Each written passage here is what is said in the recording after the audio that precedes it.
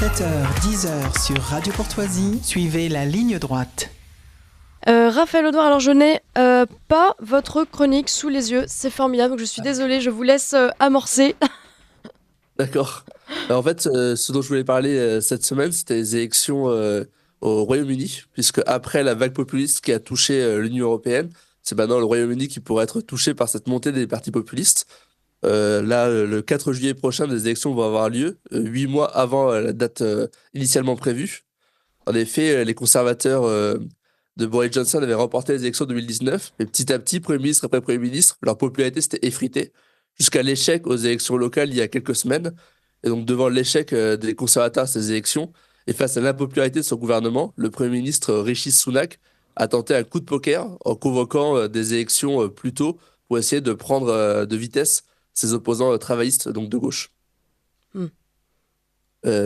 Du coup, Boris Johnson, ce qui explique l'impopularité des conservateurs, c'est le fait que Boris Johnson avait été élu sur une ligne plutôt populiste, qui combinait un discours assez patriotique de défense du Brexit et de lutte contre l'immigration, avec un discours assez social, en fait, de défense des services publics et de défense du pouvoir d'achat, qui tranchait avec le discours habituel, très libéral des conservateurs. Néanmoins, sa gestion du Covid et ce qu'on a appelé le Partygate, ça veut dire l'organisation de fêtes par différents leaders conservateurs pendant la période Covid, alors même qu'il y avait le confinement, a mené à la démission de Boris Johnson.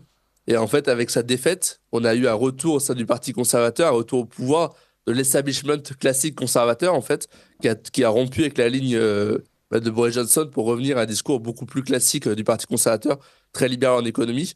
Il a été porté d'abord par Liz Truss, qui est devenu Premier ministre après Boris Johnson, mais qui n'est resté que 49 jours du fait de sa très forte impopularité, notamment de la popularité de ses mesures libérales. Et Rishi Sunak, qui l'a remplacé, s'inscrit dans la continuité en fait de Liz Truss avec un programme, on va dire, national libéral. Alors certes, une certaine critique de l'immigration, mais qui n'a pas été très fortement suivi des faits, et un discours très libéral en économie, qui a mené le Parti conservateur à perdre les gains qu'il avait récupérés en fait dans le Nord ouvrier, où Boris Johnson était parvenu à aller chercher l'électorat des classes populaires, notamment l'électorat ouvrier, qui jusqu'à présent votait travailliste, donc votait à gauche, et qui s'était retourné vers le Parti conservateur suite au Brexit. Donc du coup, les conservateurs semblent petit à petit avoir oublié les promesses du Brexit, notamment en matière de défense des services publics et de lutte contre l'immigration, même s'il est vrai que Rishi Sunak, ces derniers mois, bénéficie d'une certaine reprise économique et a annoncé des mesures anti-immigration plus fermes. Donc, si on regarde un peu les forces politiques en présence au Royaume-Uni pendant longtemps, du fait du système électoral britannique qui pousse qui donne en fait une prime au premier parti dans chaque circonscription, le système britannique était pendant longtemps centré autour de deux grands partis politiques.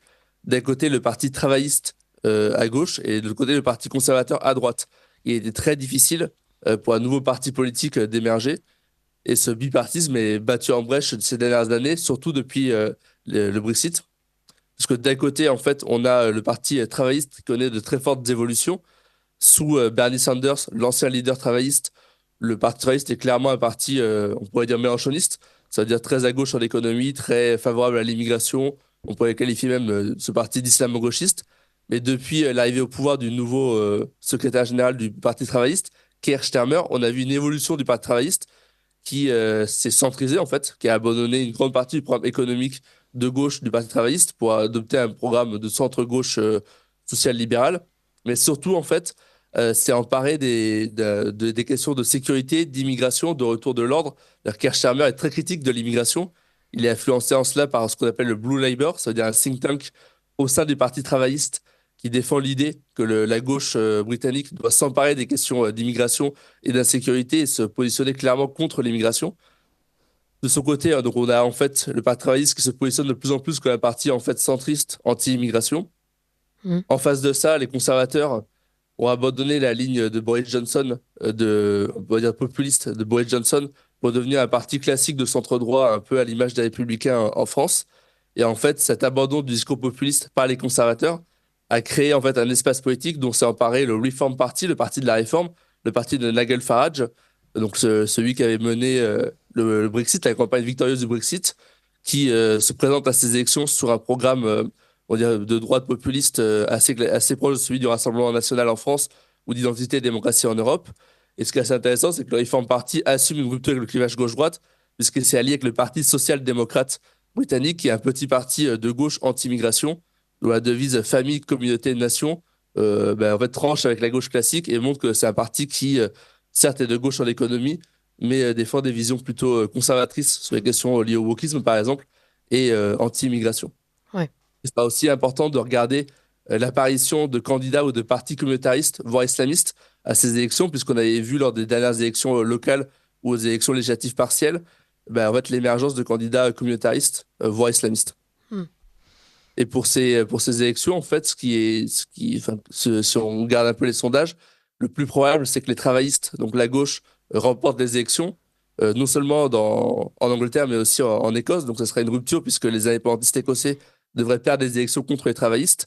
Néanmoins, les travaillistes risquent de décevoir parce qu'il est difficile on peut s'attendre à ce que les promesses de lutte contre l'immigration, de lutte contre la sécurité du nouveau leader du parti, Keir Starmer, rencontrent une forte opposition de la base du Parti travailliste, qui reste une base plutôt assez classique de gauche, proche des socialistes français, donc pas vraiment en accord avec le discours anti-immigration de Keir Starmer. Donc il risque de décevoir, et si c'est le cas, ce serait un boulevard pour Nigel Farage. D'autant plus que ce qu'on voit à ces élections, c'est que deux thèmes marquent la vie politique britannique et ces élections. C'est le thème de l'immigration, c'est-à-dire aussi bien le candidat conservateur, le candidat travailliste, que le candidat Nigel Farage, le parti Nigel Farage, s'oppose à l'immigration. Et l'autre thème qui revient souvent, c'est la remise en cause du clivage gauche-droite.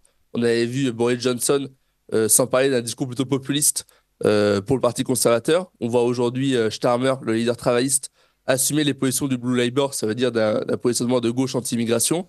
On a Farage qui est prêt à s'allier avec un parti de gauche anti-immigration.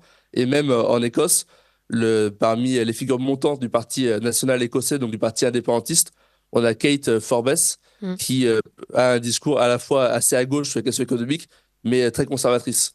Donc du coup, si Nigel Farage réussit son pari, on pourrait voir un basculement petit à petit de l'échec politique britannique, du clivage gauche-droite qu'on avait connu en fait depuis maintenant plus d'un siècle, à un clivage entre un centre libéral et une droite populiste. Merci beaucoup Raphaël Audouard, pardon pour ce problème technique. Ça ne se reproduira pas, en tout cas merci pour la pertinence et l'efficacité de chacune de vos interventions et de vos analyses. Merci Raphaël Audouard.